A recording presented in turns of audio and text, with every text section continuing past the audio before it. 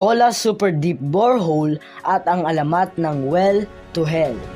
Isa sa mga pinakaambisyosong scientific projects ng Soviet Union ay ang Kola Super Deep Borehole. Ang goal nito ay hindi para maghanap ng oil o minerals, kundi para masilip ang deepest secrets ng Earth's crust.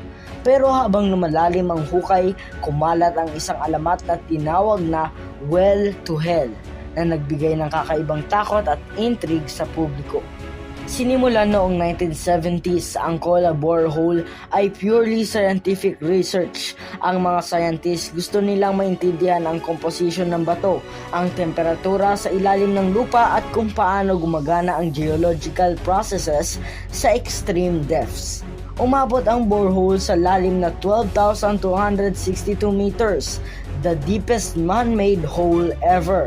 Contrary sa expectations, hindi nag-shift mula granite to basalt ang rock layers. Nakakita rin sila ng liquid water sa sobrang lalim at fossils ng microorganisms na halos 2 billion years old. Ang mga findings na ito ay nag-challenge sa dating assumptions ng geology. Noong late 1980s, kumalat ang kwento na nakarinig daw ang mga siyentista ng screams of souls mula sa borehole. Ayon sa legend, parang nakarating sila sa mismong impyerno. May mga detalye pa na microphone daw ang ibinaba at tumakbo palayo ang mga scientists. Pero ito ay napatunayang hoax lamang, gawa ng tabloids at ilang religious groups para magbigay ng sensational story. Walang scientific evidence na sumusuporta dito. Ang Kola Super Deep Borehole ay isang scientific milestone na nagpakita ng kakayahan ng tao na tuklasin ang mysteries ng Earth.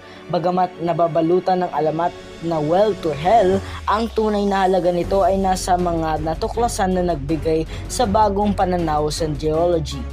Pinapakita nito na ang science ay hindi lang tungkol sa paghanap ng sagot, kundi pati na sa paglikha ng mas maraming tanong na magdadala sa mas malalim na pag-unawa sa ating planeta.